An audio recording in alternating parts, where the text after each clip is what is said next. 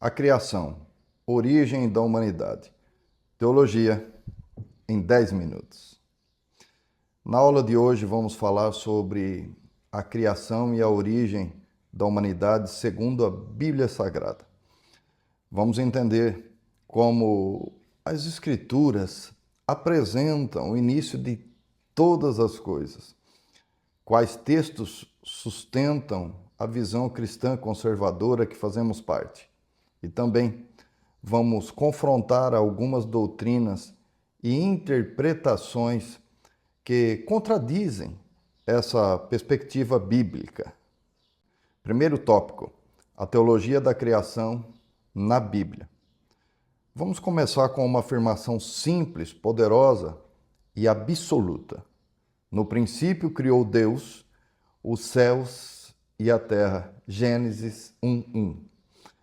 Essa não é uma metáfora poética, é um relato histórico e teológico. A Bíblia apresenta Deus como Criador, soberano, pessoal, eterno e distinto da criação. Ele não organiza matéria pré-existente. Ele cria do nada. Outros textos reforçam essa verdade gloriosa. Salmos, por exemplo, 33, do 6 ao 9, diz que pela palavra do Senhor foram feitos os céus. Ele falou e tudo se fez. Em João 1:3 diz que todas as coisas foram feitas por meio dele.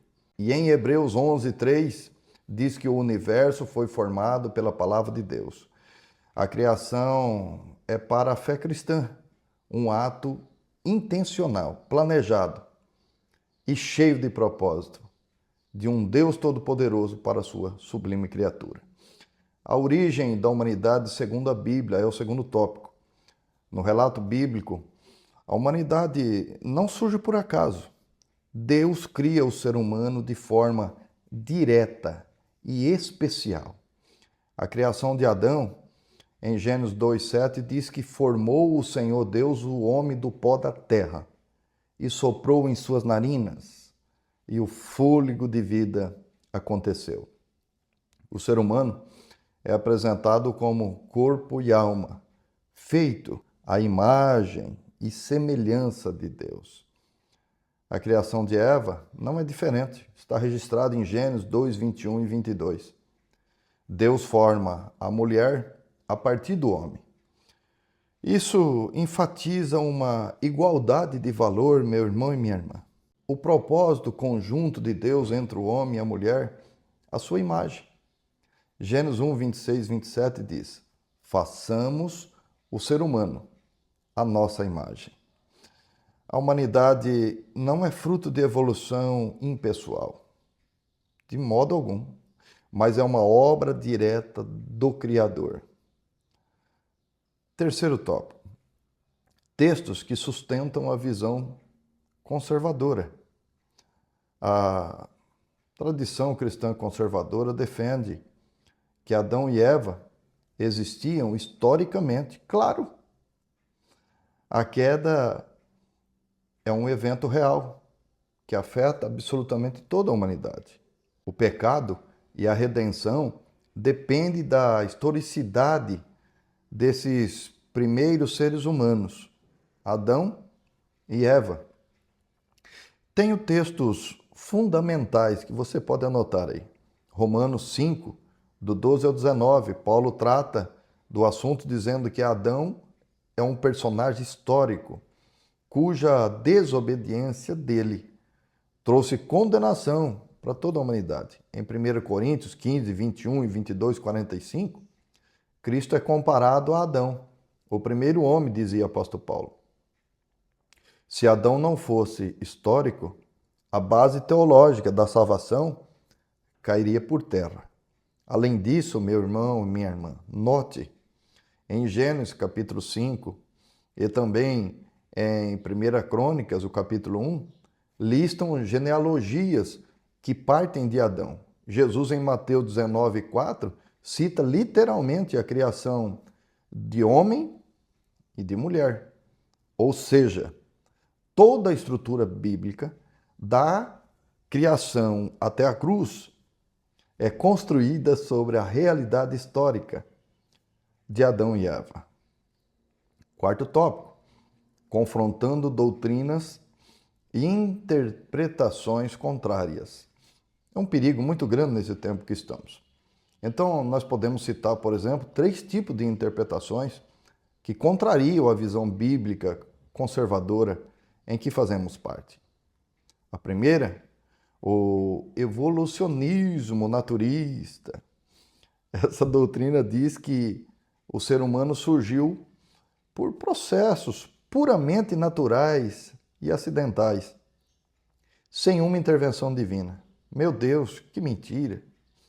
O confronto bíblico está em Gênesis capítulo 2, que apresenta criação direta, não acidental. A Bíblia não descreve a humanidade como resultado de mutações aleatórias, mas como obra intencional de Deus. A dignidade humana, meu irmão e minha irmã, ela vem da imagem de Deus, não da seleção natural, de forma nenhuma.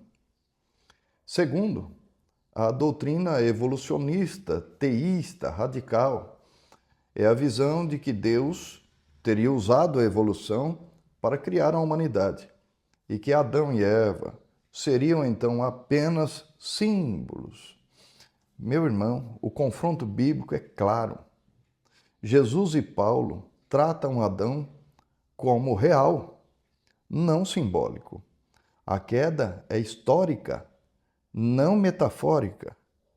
Sem um Adão real, o pecado deixa de ser um evento e passa a ser uma metáfora, o que contradiz toda a doutrina da salvação. Terceiro, interpretações puramente alegóricas do livro de Gênesis. Eles fazem muito isso. Alguns afirmam que Gênesis do 1 ao 3 é apenas uma poesia antiga, sem valor histórico. O confronto bíblico diz ao contrário. A estrutura de Gênesis não é poética, é narrativa histórica. Outros autores bíblicos afirmam a sua historicidade. Se Gênesis é só alegoria, então as genealogias, o pecado original e o plano de redenção e a vinda de Cristo perdem todo o fundamento. Sejamos francos. Vamos então para a conclusão desse assunto. O tópico de número 5. A teologia da criação bíblica apresenta um Deus pessoal, soberano e criador de absolutamente todas as coisas. A humanidade foi formada de modo especial, à imagem de Deus, com um propósito de dignidade e responsabilidade. A vida cristã afirma, com base nas Escrituras, que Deus criou tudo, absolutamente tudo, do nada. Adão e Eva existiram historicamente, sim. A queda é real, sim. E a redenção em Cristo é a resposta para todos os problemas da humanidade. Ao confrontar ideias contrárias, sejam científicas, sem Deus, ou interpretações simbólicas extremas, o fundamento permanece o mesmo: a palavra de Deus.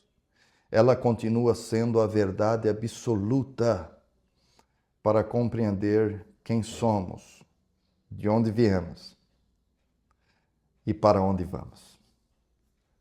Teologia em 10 minutos.